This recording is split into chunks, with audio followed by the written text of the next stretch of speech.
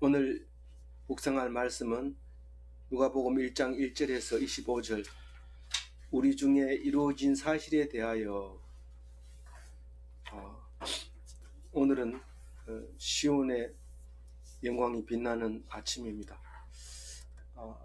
아침은 1월 1일을 말하는 거고, 시온은 말씀을 말하는 겁니다. 시온의 영광이 빛나는 아침, 오늘 이 말씀으로 영광이 빛나기를 바랍니다.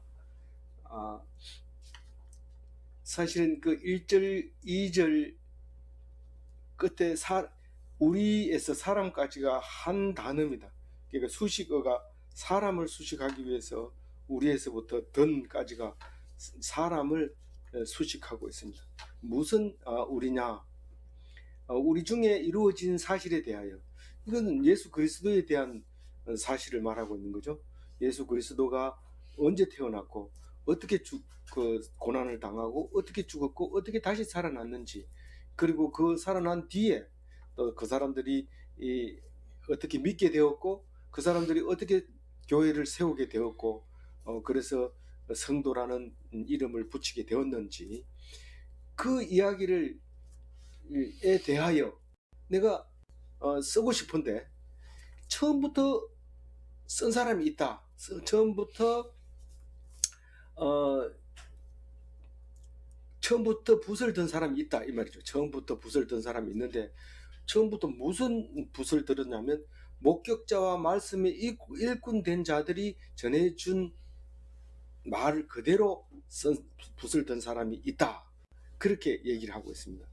그러니까 예수 그리스도에게서 된 일에 대하여 붓을 든 사람이 많다, 이런 얘기는 마태복음도 있고 마가복음도 있고 누가복음 뒤에 요한복음을 썼지만 이 누가복음까지 합해서 성경 4권은 우리가 확실히 알고 있어요. 그러니까 예수님이 오셔서 된 일에 대해서 4가지 복음에서 4복음에서 알고 있습니다.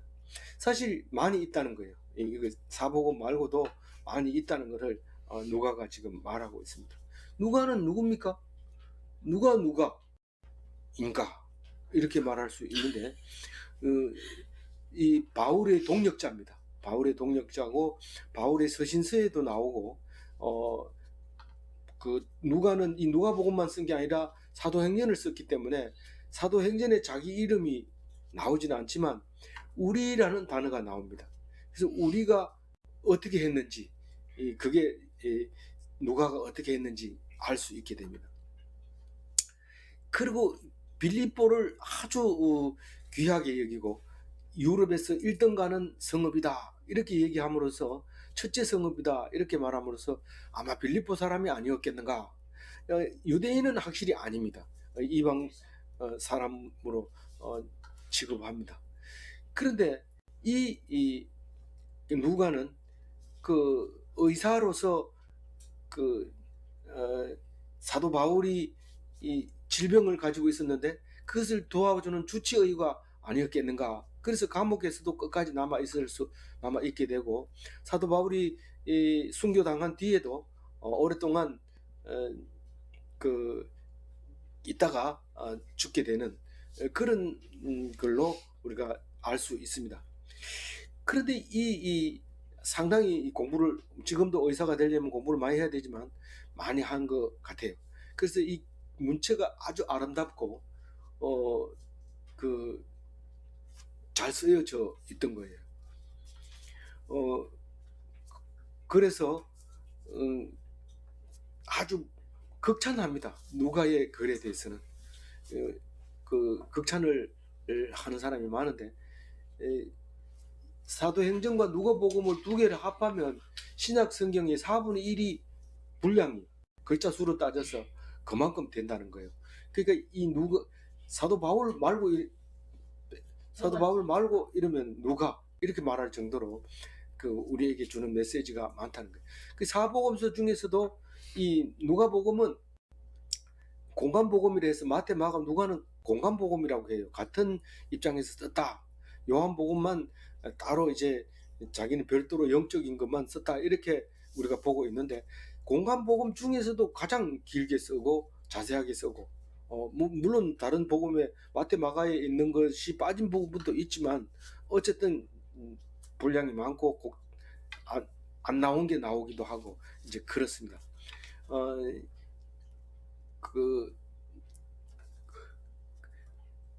그러니까 이 누가는 참 누가 봐도 멋진 사람이죠. 근데 그 2절을 읽어봅니다. 사실 누가는 제자가 아니죠. 그 예수님 제자가 아니었기 때문에 그 목격자들이 하는 말과 하나님의 일꾼된 자들, 그러니까 예수를 믿는 사람들의 말을 인용해서 이걸 기록을 하고 있습니다. 3절 읽어봅니다. 그 모든 일을 근원부터 자세히 미루어 살핀 나도 네오빌로 각하에게 차례대로 써보내는 것이 좋은 줄 알았노라. 이 데오빌로 각하가 누군지는 모르지만은 분명한 것은 누굽니까? 그 로마의 고관인 것이 분명하고 자기가 알고 충분히 있었던 것이 분명하고 또 그 기독교에 대해서 반감을 갖지 않고 있는 것에 대해서는 분명한 것 같아요.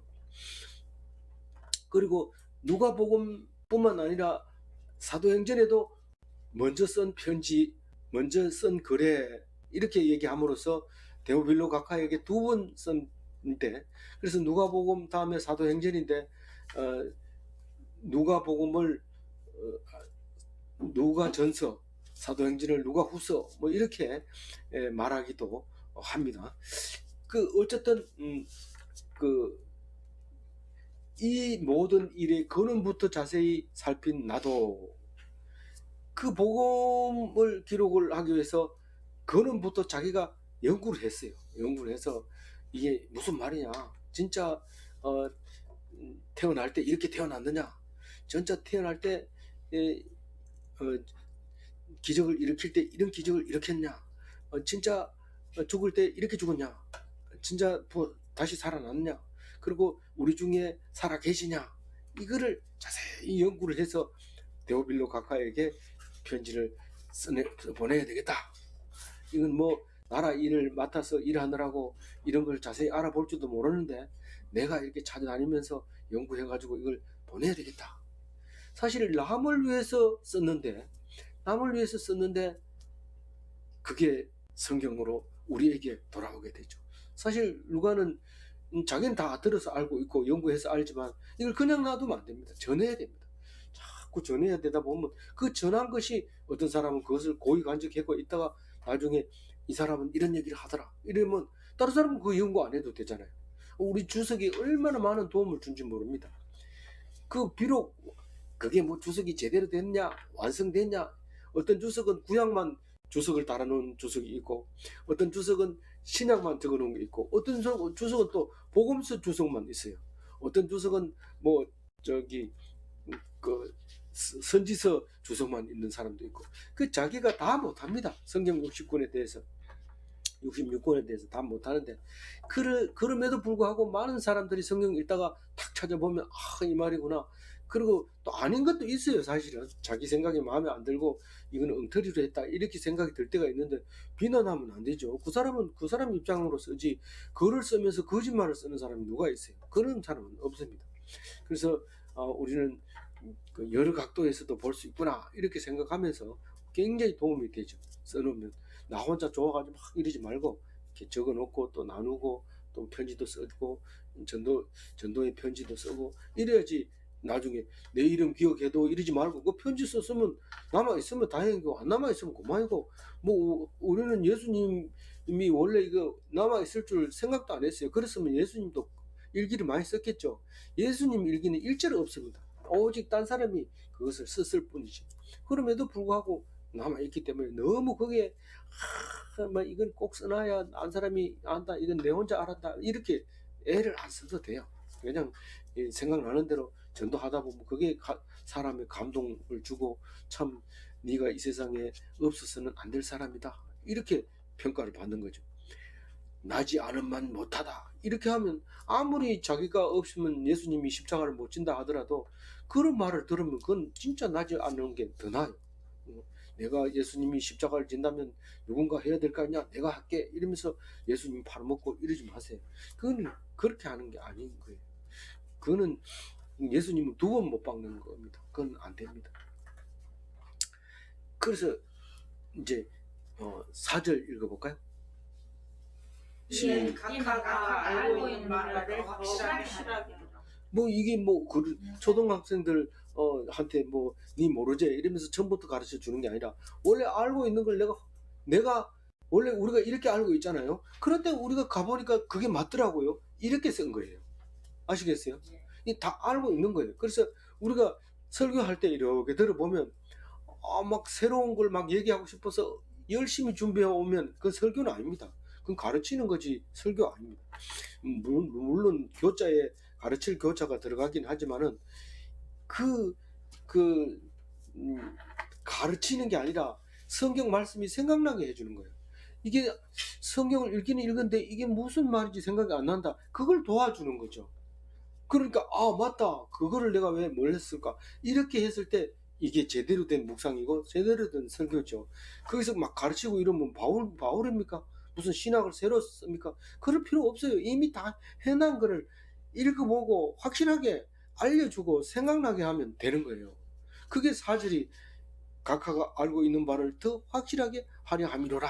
이렇게 말하고 있게 되는 거죠. 됐죠? 5절 읽어봅니다.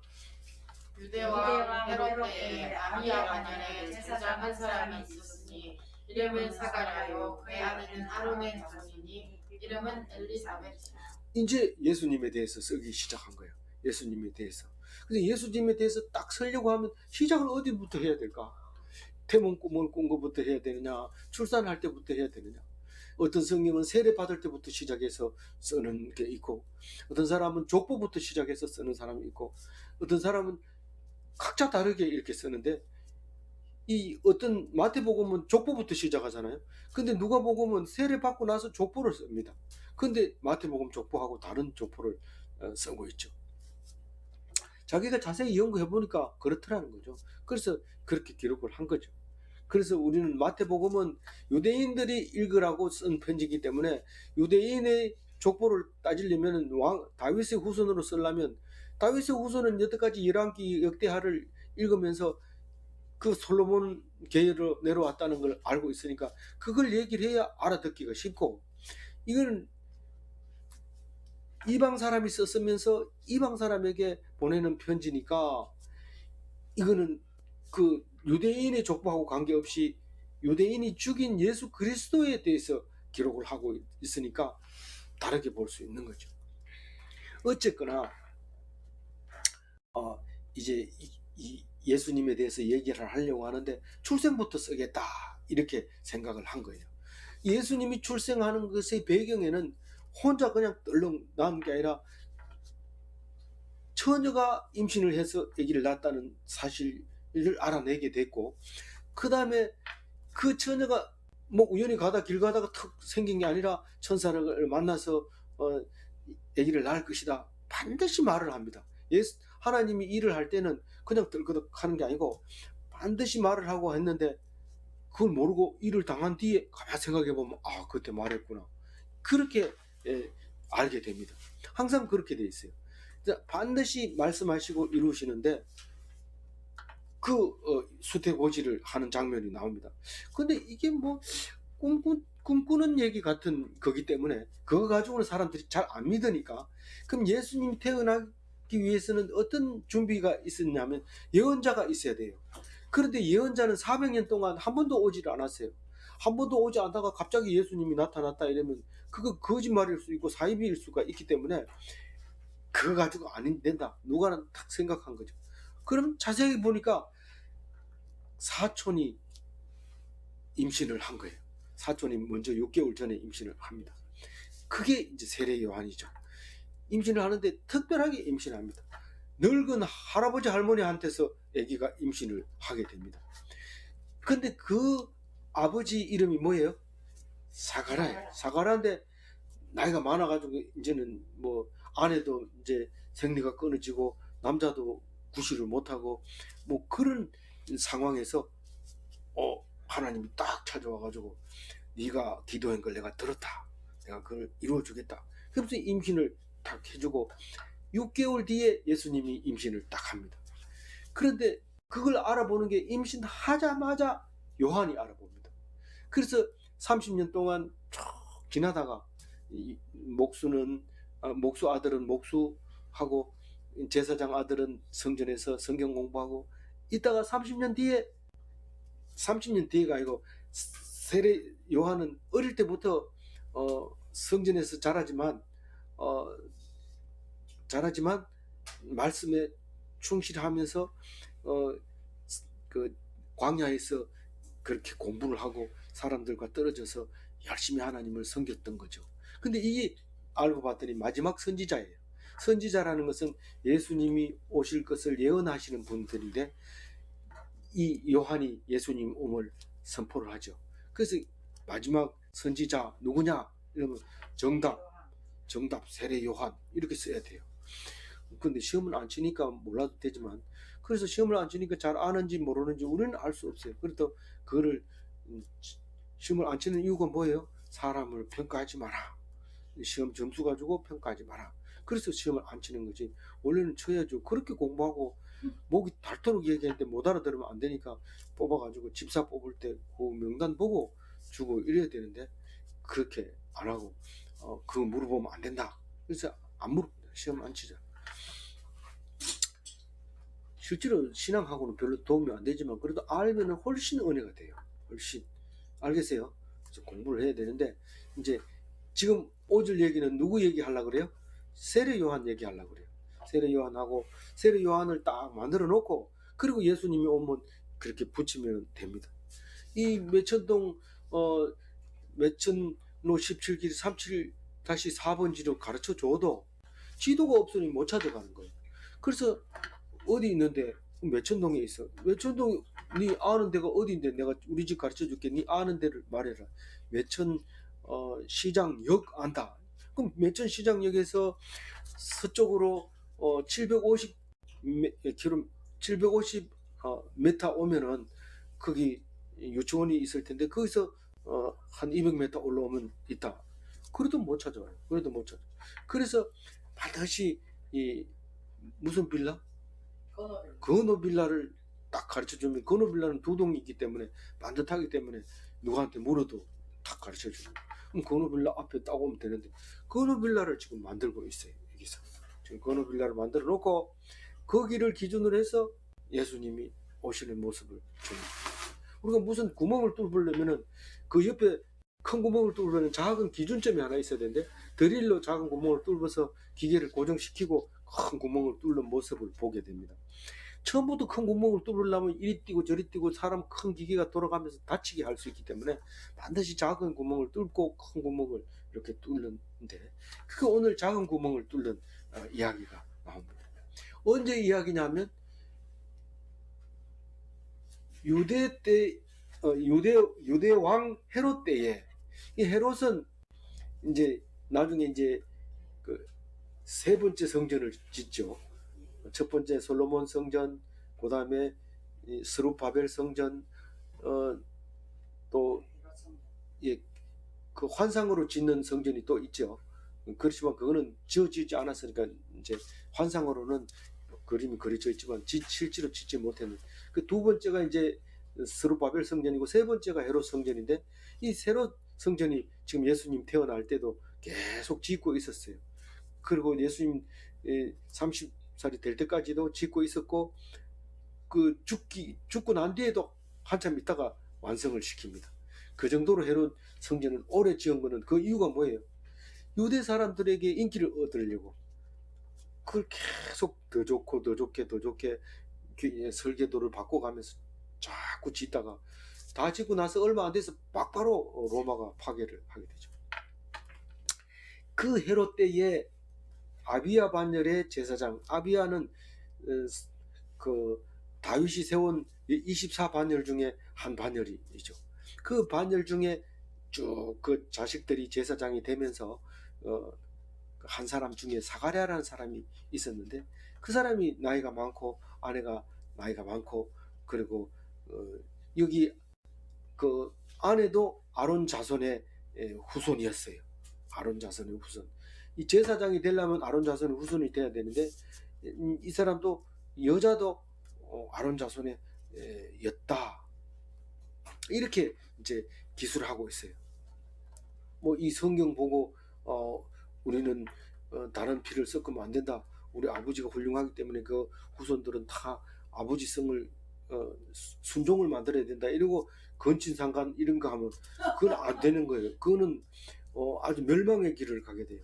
오히려 저기 베트남 아가씨를 데리고 오거나 아니면 저기 러시아 가서 남자를 데리고 오거나 이건 괜찮아요. 왜냐하면 이게 하나님이 그래 만들어 놨기 때문에 그게 전도가 되고 그렇게 되는 거지. 무슨 뭐 사람을 자꾸 세우려고 이렇게 하다 보면 안 됩니다. 여기 지금 아론의 자손이, 남편도 아론의 자손이고 아내도 아론 자손이고 이래서 별로 좋은 것 같지만 생물학적으로는 별로 좋지 않아요. 어쨌거나 여기서 말하는 것은 신앙이 하나님의 백성이 확실하다는 것을, 빈틈이 없다, 흠이 없다는 걸 가르쳐 주려고 말하고 있는 거예요.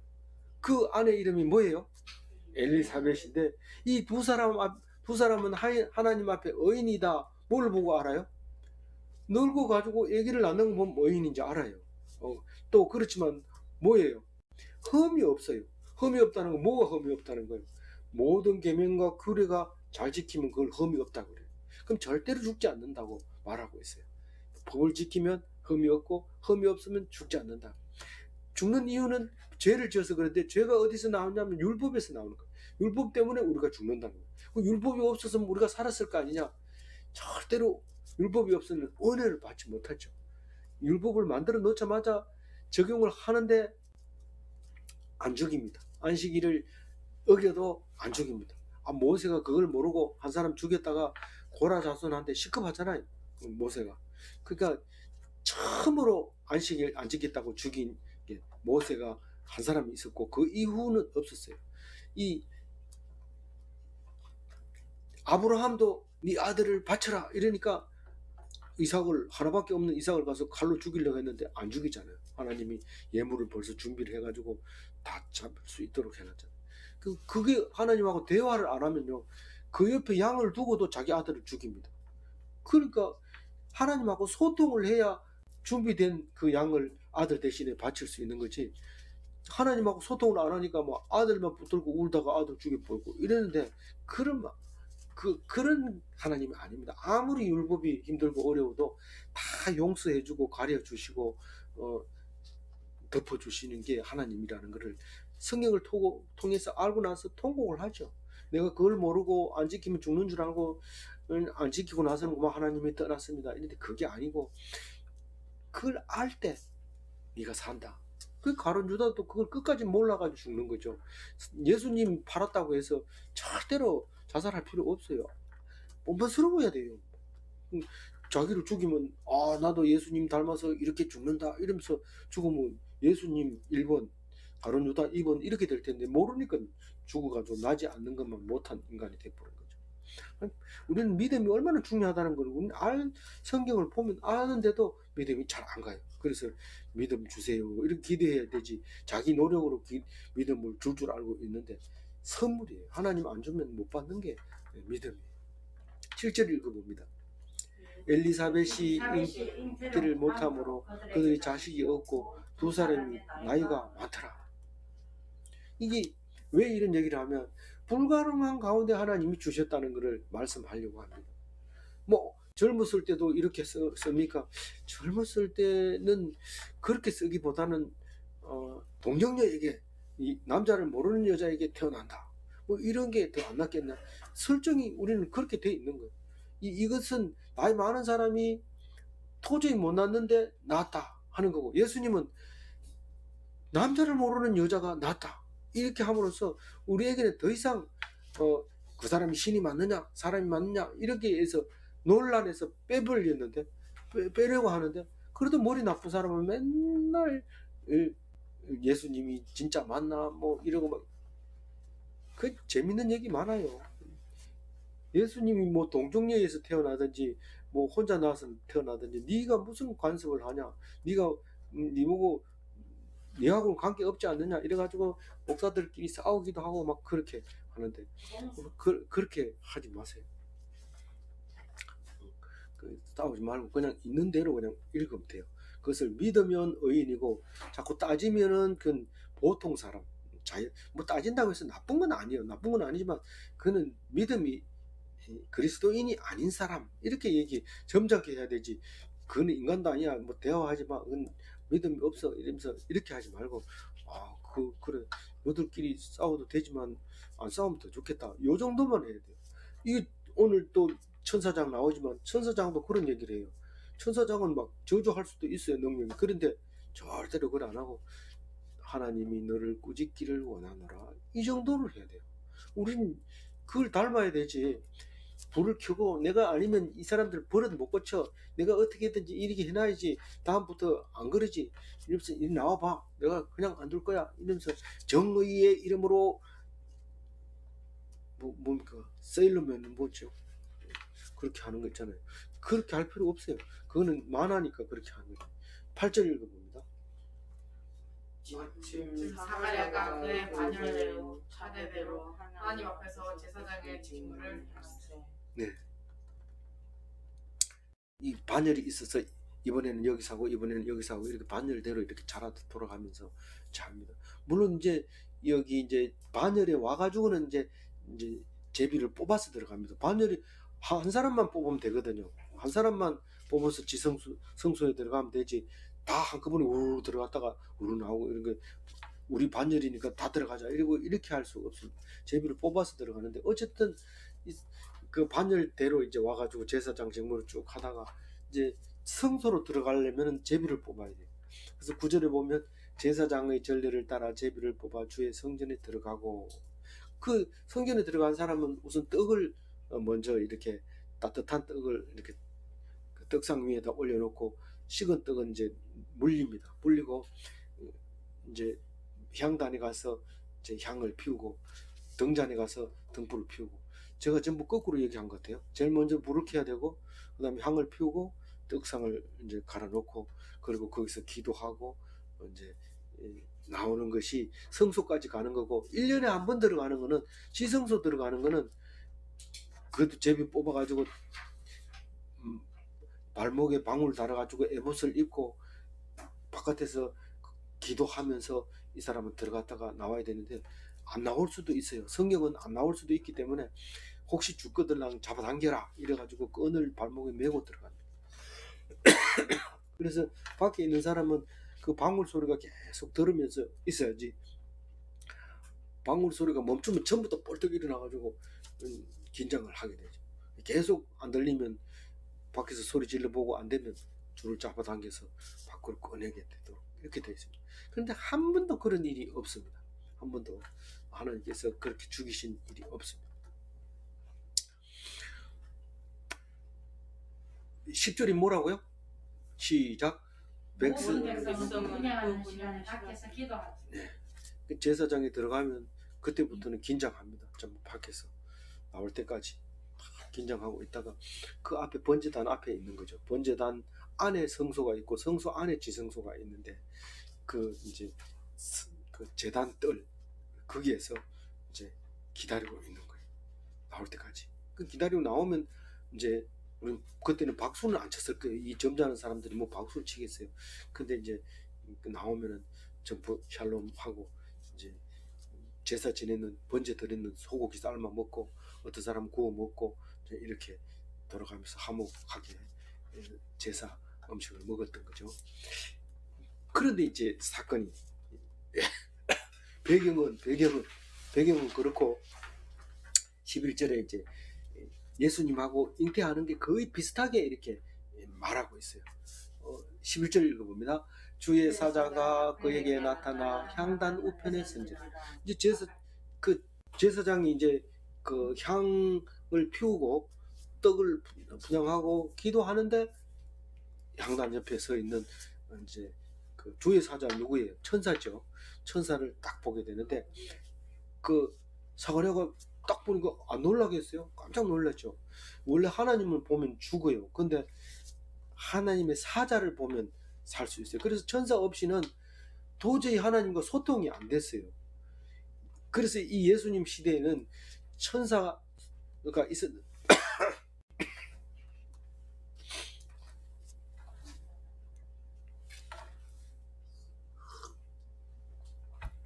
이 천사가 하나님하고 아브라함 때부터 하나님과 소통을 했는데 하나님이 중간에 천사가 이렇게 사자를 보내면 천사가 곧 사람 하나님으로 표현할 때가 많습니다. 천사가 하나님이 말씀하여 가라사대 천사가 와서 얘기하는 거죠. 그렇게 말할 수도 있지만 나중에는 이제 이게 발달을 해서 어떤 말을 하냐면 사람은 죄인이기 때문에 하나님을 만날 수 없고 반드시 천사가 중간에 있어야 되기 때문에 우리는 천사에게 잘 보여야 된다. 이래가지고 천사 숭배 사상이 생기게 돼요. 이 예수님 시대 때에. 그래서 천사 숭배 사상을 못하게 하려고 이제 그 바울이 얘기하는 이야기가 나와요. 어쨌거나 그 천사를 보고 이제 사가랴가 놀라잖아요. 이 놀라는 것은 깜짝이야 이게 아니고 뭐예요? 경외하는 거예요. 두려워서 떠는 거를 말하는 거예요. 무슨 말씀을 하시려고 그런가? 그러면서 탁 이렇게 바라야 돼. 우리 성경을 보면서 그림이나 동영상이 아니고는 이해할 수 없는 단어들이 참 많습니다. 빨리 살려주세요 이러면은 명령하는 것처럼 이렇게 기록이 되어 있지만 빨리 좀 살려주세요 내가 지금 다 죽어갑니다 이렇게 읽어야 되는데 그건 동영상이 아니고는 정확하게 전달이 안 되죠.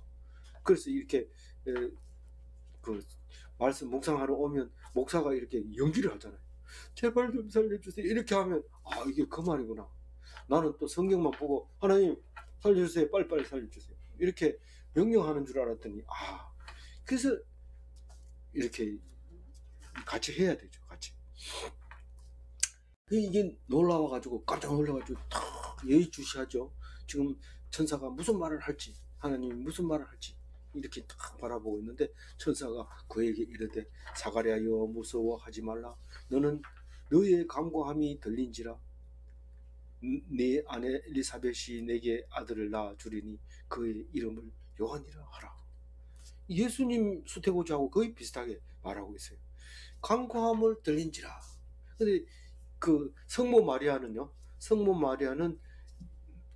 그 간구를 뭘 했는데 이 빛이 난 계집종을 귀히 쓰시는 기도를 듣게 되죠. 나는 그렇게 간구한 거 그쩌는데 왜 천사가 나보고 간구했다고 얘기하지? 내가 언제 아들 낳아달라고 하나님께 기도하지는 내가 없어가지고 사람들한테 쪽팔리긴 했지만은 하나님한테 기도를 안 했는데 했다는 거예요. 나도 몰라요. 기도했는지도 모르고 탁 받아가지고는 하나님이 그냥 줬다 이런데 사실은 기도했다는 거예요. 그러니까 그 14절 읽어봅니다. 너도 기뻐하고 즐거워할 것이요 많은 사람도 그의 태어남을 기뻐하리니. 우선은 사가랴야 네가 기뻐해야 된다. 그러나 이 아이는 많은 사람들이 기뻐할 거다. 그렇게 얘기해요.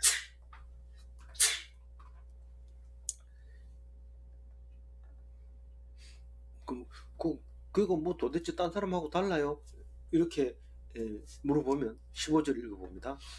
이는 그가 주 앞에서 큰 자가 되며 포도주나 술을 마시지 아니하고 모태로부터 성령이 충만함을 받아. 이게 이제 술을 안 먹는 건 나실인입니다. 민수기에 보면 나실인들은 그 절대로 술을 마시면 안 됩니다. 그래서 그럼 우리 예수 믿는 사람은 다 술 안 마시니까 나실인입니까? 맞죠. 근데 그건 믿음대로 되는 거지. 뭐 나실인은 머리도 안 깎고 누구가 그랬어요? 삼손은 머리도 안 깎고 더러운 거 만지지도 안 하고 그랬잖아요.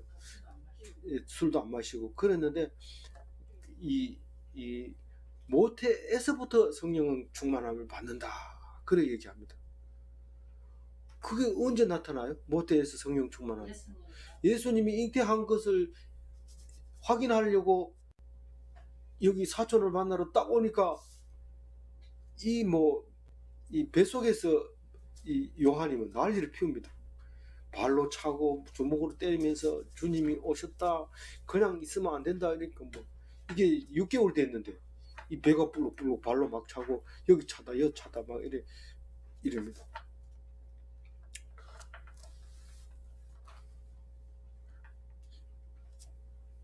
그게 성령 충만했다고 성경은 말하고 있어요. 16절 읽어봅니다. 이스라엘 자손을 주고 그들의 하나님께로 많이 돌아오게 하겠습니다. 이 광야에서 외치죠. 회개하고 하나님 앞에 돌아와라, 주의 길을 예비하라. 그렇게 소리를 지르는 그 사람이 되는 거예요. 메뚜기와 석청을 먹고 낙타털을 입고 무슨 띠를 띠고 가죽띠를 띠고 그렇게 광야에서 살면서 그렇게 하나님 앞에 그 제사장 아들로서 하나님 앞에 은혜를 받아서 그렇게 살고 있었던 거죠. 17절 그가 또 엘리야의 심령과 능력으로 주 앞에 먼저 와서 아버지의 마음을 자식에게 거스르는 자들의 의인의 슬기에게 돌아오게 하고 주를 위하여 세운 백성을 준비하라. 이 엘리야가 꼭 석청을 먹고 가죽띠를 띠고 낙타옷을 입고 그렇게 살았단 말이에요. 그래서 그 심령과 같은 심령이었을 거고 같은 능력을 가지고 있었다. 그러면서 많은 사람에게 하나님 앞에 돌아오게 하는데, 예수님이 오니까 그 사람들 때문에 아주 그냥 공생의 3년을 잘 할 수 있었던 거죠. 그때 당시에 하나님을 무시하고 이방신을 섬기고 있을 때 예수님이 왔는데도 저 뒷방에 놔두고 그냥 자기들끼리 우상 섬기고 있었을 거예요. 근데 하나님 앞에 막 열심히 기도할 때 예수님이 딱 오니까 이게 주님이시다, 구세주다, 기름 부음 받은 자다, 우리를 죄에서 구원하실 분이다, 이렇게 받아들일 수 있어요. 이 요한이 아니면 불가능했던 그 예수님의 오심이죠. 그 엘리야에 대해서는 열왕기하 1장 8절에 나와 있는데 오늘은 그냥 이제 넘어가는 걸로 해요. 그래서 그 18절 읽어봅니다. 사가랴가 천사에게 이르되 내가 이것을 어떻게 알리요? 내가 늙고 아내도 나이가 많으니. 이제 그 수태고지에 대해서 사람이 처음으로 이제 대답하는데, 사가랴가 천사한테 나는 불가능합니다, 뭐 그런 얘기를 하십니까? 딴 사람 잘못 짚은 거 아니에요? 이렇게 이제 얘기를 합니다. 19절 얘기합니다. 읽어봅니다. 천사가 대답하여 이르되 나는 하나님 앞에서 이 좋은 소식을 전하여 내게 말하고, 이 가브리엘이라는 천사가 원래 7명인데 7명이 어떻게 알아요? 저기 그 에녹스는 지금 천주교에서 읽고 있는 외경입니다. 위경은 아니고 외경인데 천주교에서는 자주 읽어요. 개신교가 태어나고 나중에 이제 위경을 이제 외경을 이제 넣게 되는데, 이제 천주교 성경은 보면 에녹스가 딱 나와 있어요. 거기에 보면 7명의 천사가 나오는데 그 중에 2명이 이제 우리 개신교 성경에 나와 있는데 미가엘과 가브리엘, 이렇게 2사람이 있습니다. 이 가브리엘은 다니엘에게 이제 나타나 가지고 이제 이 바사는 이제 망하고 헬라가 일어날 거다 할 때 천사가 말해줍니다. 가브리엘이 말해주고, 또 이제 70년 포로가 이제 끝날 때 다 됐다, 그렇게 이제 2가지를 가브리엘이 얘기해주는 게 나오고, 오늘 이제 요한의 수태고지에 나오고요. 예수의 수태고지도 가브리엘이 이제 해줍니다. 성모 마리아라고 말하는데 전에는 산타 마리아라고 했어요. 산타는 세인트라는 성모 마리아라는데 산타 마리아에게 나타나서 네가 아들을 낳을 것이다. 그러니까 마리아는 깜짝 놀래, 이게 무슨 말입니까? 이런데 순종하잖아요. 순종 아니고 순종. 이 성경을 읽다 보면 순종을 낳는다는 말인가 이런데 그게 아니고 순종한다는 말이에요. 예. 그래서 이상한 소리만 하면 시간 많이 갔다 그래. 그래서 근데 이게 이 사람은 가브리엘은 천사장이라고 말 안 하는데 다 주석의 천사장으로 번역을 해요. 근데 미가엘은 천사장이라고 분명히 성경에서 말하고 있거든요. 근데 천사장은 왜 중요하냐 하면은 천사장이 나팔 소리에 예수님이 재림한다고 말하고 있기 때문에 천사장이 누구냐에 따라서 이제 달라집니다. 근데 뭐 우리는 천사가 누구든지 상관없어요. 하나님이 보내기만 하면 누가 일하든지 상관없어요. 우리 선택권도 없고 그냥 하면 돼요. 근데 천사장의 나팔 소리로 예수님이 재림을 알린다. 빛의 성도로 온다면서 알리기는 뭘 어떻게 알려요? 말이 그렇다는 거지. 나팔 소리로 그렇게 천둥 치면서 예수님이 오신다는 거예요. 뭐 그 준비할 수 있으라고 나팔 부는 건 아니고요. 그때 그렇게 오신다는 거예요. 이제 20절 읽어야 되죠. 그러나 이 일이 되는 날까지 내가 말 못하는 자가 되어 영이 말을 못하리니 이는 내가 내 말을 잊지 아니하였으며 때가 이르면 내 말이 이루어지리라. 왜 벙어리를 만들어 버려요? 안 믿었어. 안 믿으니까. 네가 안 믿고 가서 자꾸 나발 불면은 일이 걸러지니까 내 일이 이루어진다면 네가 입을 열게 해줄게. 그리고 하나님이 말하시고 그대로 이루어 주십니다. 21절. 백성들이 사가랴를 기다리며 그의 성전 안에서 지체함을 이상히 여기더라. 이상이 여기는 것은 신비한 일이 일어나고 있다는 사실을 압니다. 밖에서. 그렇다고 들어갈 수도 없고요. 알아볼 수도 없어요. 22절 읽어봅니다. 그가 나와서 그들에게 말을 못하니 백성들이 그가 성전 안에서 환상을 본 줄 알았더라. 그가 몸짓으로 뜻을 표시하며 그냥 말 못하는 대로 있더니 보통은 환상을 보고 말을 많이 합니다. 요한계시록 얼마나 깁니까? 도대체 알아볼 수 없는 그 말을 그렇게 하는데 환상을 봤으면 이제 길게 얘기를 해야 되는데 이 사람은 특별하게 환상을 보고 아무 말도 안 해요. 이게 나중에 어떤 일이 생기는지 두고 보자. 그 환상을 뭘 봤는지 나중에는 알게 될 거야. 그렇게 해서 믿었어요. 그걸 믿었어. 그게 알았어요. 아, 환상을 봤구나. 그래서 이게 말을 꼭 해야 의사 전달이 되는 게 아니고 입을 다물고 있어서 의사 전달이 되는 게 있는데 그게 무언의 말이라고 얘기를 해요. 말 안 하고 의사 전달이 될 때. 그 23절 읽어보세요. 그 직무의 날이 나아되면 집으로 돌아가라. 이건 뭐 말이에요? 왜 이런 말을 써요? 안 써도 될 말을. 이 제사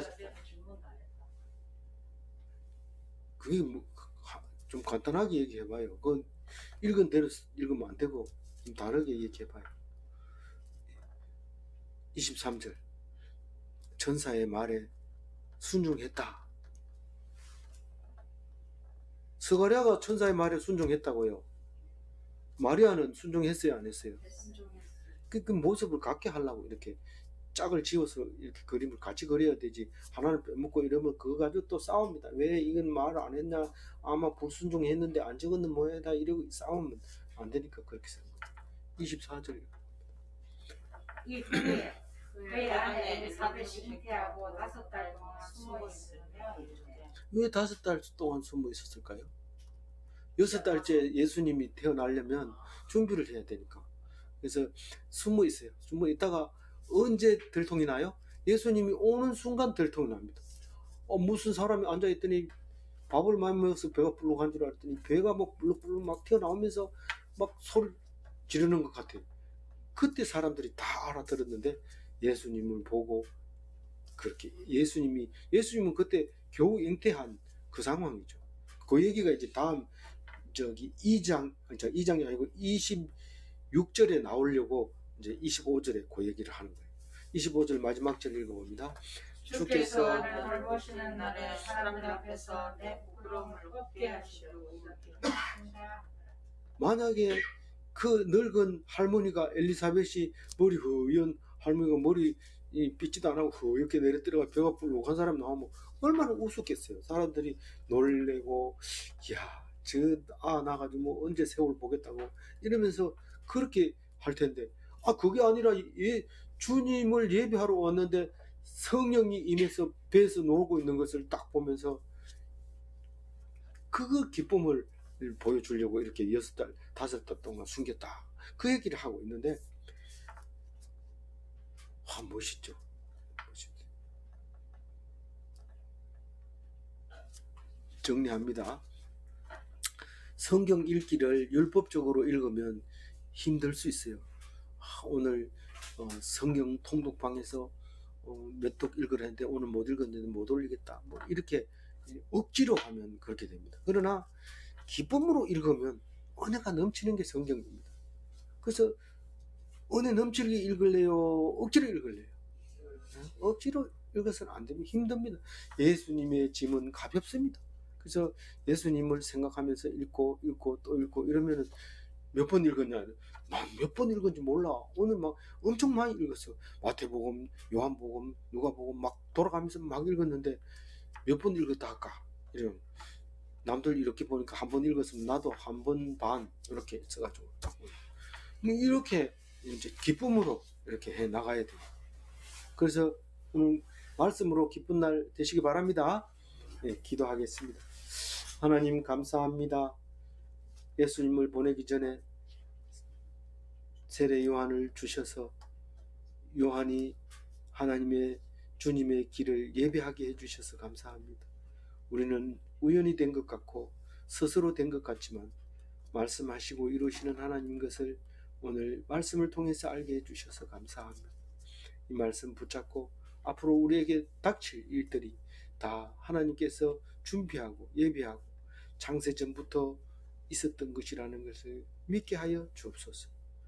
우리의 잘생긴 얼굴, 우리의 건강한 몸 모두가 하나님의 계획 안에 있다는 것을 믿게 하여 주옵소서. 감사하옵고 우리 주 예수 그리스도 이름으로 기도 올리옵나이다. 아멘. 예, 새해 첫날